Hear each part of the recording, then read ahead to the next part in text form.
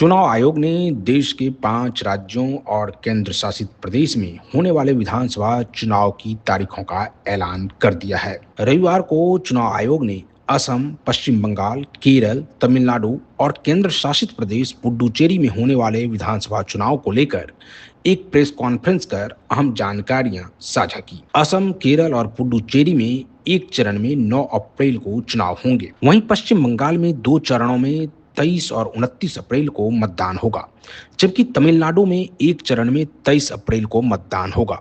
इन सभी राज्यों और केंद्र शासित प्रदेश के चुनावों के नतीजे 4 मई को एक साथ जारी किए जाएंगे। पांचों राज्यों और केंद्र शासित प्रदेशों में चुनाव की घोषणा होने के साथ ही तत्काल प्रभाव से आदर्श आचार संहिता लागू हो गई है। मुख्य चुनाव आयुक्त ज्ञानेश कुमार ने बताया कि आयोग ने पिछले कुछ दिनों में सभी चुनावी राज्यों का दौरा कर तैयारियों की समीक्षा की है और राजनीतिक दलों, अधिकारियों और मतदाताओं से बातचीत की है। मुख्य चुनाव आयुक्त ने कहा कि चुनाव आयोग की टीम ने इन राज्यों में जाकर विधानसभा चुनाव की तैयारियों का जायजा लिया। इस दौरान सभी राजनीतिक दलों से मुलाकात कर उनके सुझाव भी लिए गए। साथ ही प्रवर्तन एजेंसियों के अधिकारियों, जिला निर्वाचन अधिकारियों, पुलिस अधिकारियों, राज्य निर्वाचन अधिकारियों और पुलिस महानिदेशकों से विस्तृत चर्चा की गई। ज्ञानेश कुमार ने बताया कि आयोग ने युवाओं और पहली बार मतदान करने जा रहे मतदाताओं से भी संवाद किया है। इसके अलावा चुनाव प्रक्रिया को सुचारू बनाने में अहम भूमिका निभाने वाले बूथ लेवल ऑफिसर्स यानी BLO के काम की भी सराहना की गई है। CEC ज्ञानेश कुमार ने कहा कि ये पांचों राज्य और केंद्र शासित प्रदेश भौगोलिक और सांस्कृतिक रूप से एक दूसरे से काफी अलग हैं।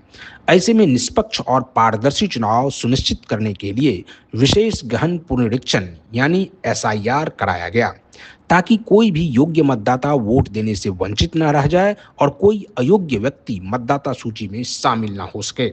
उन्होंने कहा कि स्वच्छ मतदाता सूची लोकतंत्र की आत्मा होती है, इसलिए हमने यह सुनिश्चित करने के लिए विशेष अभियान चलाया कि सभी पात्र मतदाताओं का नाम सूची में शामिल हों।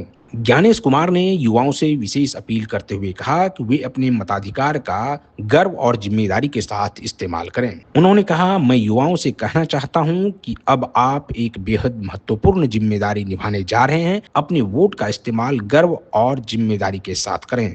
आपका वोट आपकी आवाज है। चुनाव का पर्व हम सबका गर्व है।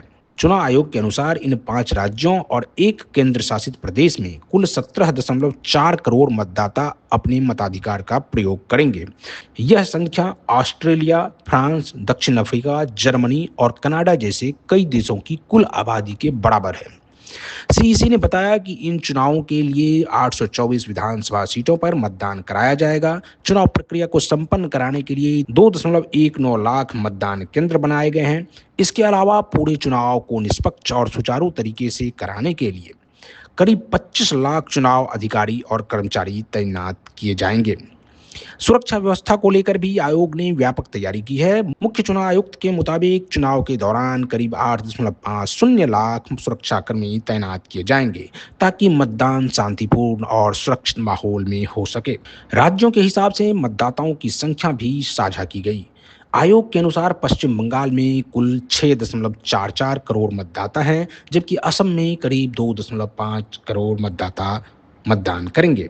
CEC ने बताया कि चुनाव के दौरान कुछ विशेष व्यवस्थाएं भी की गई हैं। कई स्थानों पर पिंक बूथ बनाए जाएंगे, जहां पूरी व्यवस्था महिला कर्मियों द्वारा संभाली जाएगी। इसके अलावा आयोग ने यह भी स्पष्ट किया कि मतदान के बाद तुरंत मतदान प्रतिशत की जानकारी जारी की जाएगी। मतदान केंद्रों के अंदर मोबाइल फोन ले जाने की अनुमति नहीं होगी और मतदाताओं को फोन बूथ के बाहर रखना होगा।